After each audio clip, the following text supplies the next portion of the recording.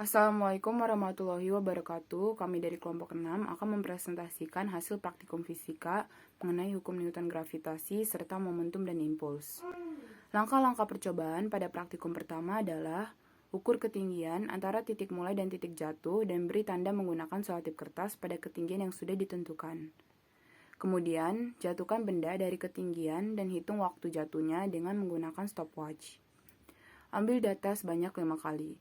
Lalu, ulangi langkah kedua dengan ketinggian yang berbeda yang sudah ditentukan di tabel data pengamatan. Dan terakhir, lengkapi tabel pengamatan yang tersedia pada data pengamatan. Nah, dapat dilihat berikut ini merupakan data hasil percobaannya. Pada ketinggian 150 cm, setelah dilakukan 5 kali percobaan, akan memperoleh rata-rata waktu 0,6 detik. Pada ketinggian 145 cm, dengan rata-rata waktu 0,5 detik. Pada ketinggian 140 cm memiliki rata-rata waktunya 0,49 detik. Lalu pada ketinggian 135 cm, rata-rata waktunya adalah 0,48 detik. Dan yang terakhir, pada ketinggian 130 cm, didapatkan rata-rata waktunya adalah 0,4 detik. Dari data yang sudah kita peroleh, kita dapat menganalisis percepatan gravitasi dari bola pingpong tersebut. Rumus dari percepatan gravitasi adalah 2 dikali ketinggian dalam satuan meter per waktu rata-rata dipangkat 2. Jadi pada saat ketinggian 1,5 meter, percepatan gravitasinya dapat kita hitung dengan 2 dikali 1,5 per 0,6 pangkat 2. Sehingga percepatan gravitasinya adalah 8,3 meter per sekon kuadrat. Pada ketinggian 1,45 meter, setelah kita memasukkan data, maka kita akan memperoleh percepatan gravitasinya 11,6 meter per sekon kuadrat. Pada ketinggian 1,4 meter, maka gravitasinya adalah 11,7 meter per sekon kuadrat. Selanjutnya, pada ketinggian 1,35 meter, gravitasinya adalah 11,71 meter per sekon kuadrat. Dan yang terakhir, pada ketinggian 1,3 meter, kita akan memperoleh percepatan gravitasi 16,25 meter per sekon kuadrat. Berikut ini merupakan grafik hubungan ketinggian terhadap waktu pada bola pingpong yang jatuh ke tanah. Dapat kita lihat dari grafik bahwa semakin tinggi ketinggiannya, maka semakin banyak juga waktu yang diperlukan sampai bola jatuh ke tanah. Kesimpulan, berdasarkan hukum gravitasi Newton, apabila terdapat dua benda atau partikel yang terpisah sejauh r dan massa masing-masing benda adalah m1 dan m2, dan maka besarnya gaya tarik gravitasi di antara kedua benda tersebut dapat ditentukan dengan persamaan berikut. F sama dengan G, m1 dikali m2 dibagi r2. Langkah praktikum. 1. Letakkan meteran tegak lurus dengan lantai. 2. Jatuhkan bola dari ketinggian pertama atau H1. 3. Perhatikan ketinggian bola saat pertama kali terpantul atau H2, kemudian catat pada tabel. 4. Ulangi langkah kedua dan ketiga sebanyak 5 kali dengan mengubah ketinggian pertama, lalu catat pada tabel. Ke-6, ulangi langkah ke-1 sampai ke-2, namun kali ini benda dijatuhkan ke meja. Hasil data praktikum kedua yaitu ketika bola kasti dipantulkan ke lantai dengan ketinggian pertama yaitu 150, 145, 140, 135, dan 130 mendapatkan ketinggian kedua yang lalu dihitung koefisien restitusinya, lalu mencari rata-rata dengan hasil 0,604 meter.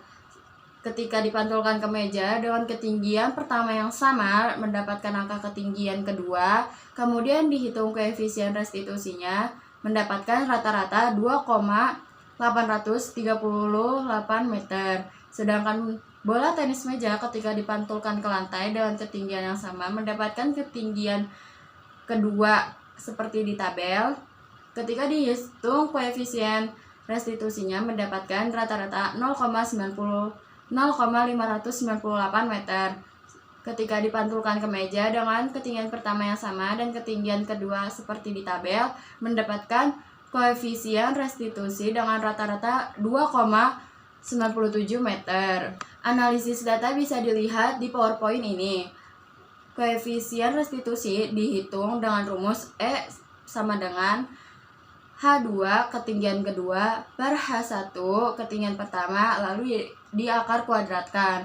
Hasil dari rumus ini akan dicari rata-ratanya.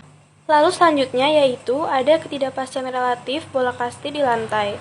Delta X-nya yaitu sama dengan 0,022, sedangkan untuk ketidakpastian relatifnya cara menghitungnya yaitu delta X dibagi koefisien restitusi dan dikalikan lagi dengan 100%, yaitu sama dengan 0,022 dibagi 0,604 dan dikali 100%, sama dengan yaitu 3,64%.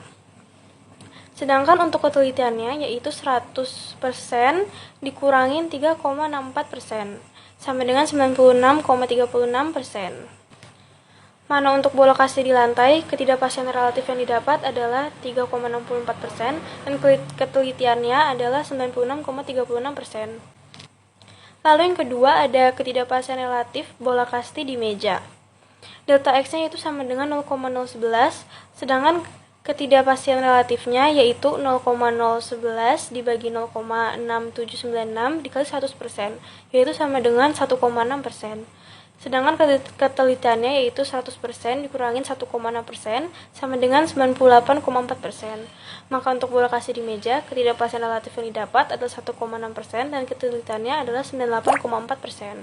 Lalu yang ketiga yaitu ketidakpastian relatif bola tenis di lantai. Delta X-nya yaitu sama dengan 0,0196. Ketidakpastian relatifnya yaitu 3,28%. Sedangkan ketelitiannya yaitu 100% dikurangi 3,28%, yaitu sama dengan 96,72%.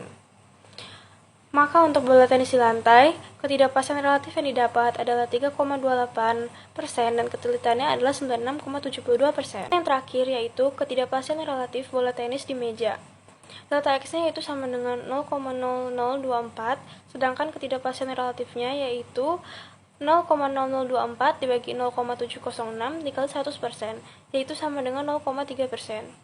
Dan ketelitiannya yaitu 100% dikurangi 0,3% sama dengan 99,7%.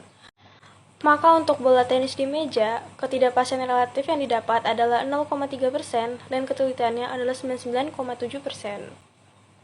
Kesimpulannya adalah, momentum adalah ukuran kesukaran untuk memberhentikan suatu benda yang bergerak.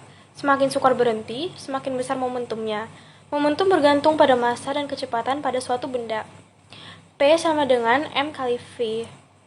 Sedangkan impuls adalah ukuran seberapa besar gaya luar mengubah momentum suatu benda. Gaya luar tersebut bekerja dalam selang waktu tertentu. Dan rumusnya I sama dengan F dikali delta T. Sekian presentasi dari kami. Terima kasih.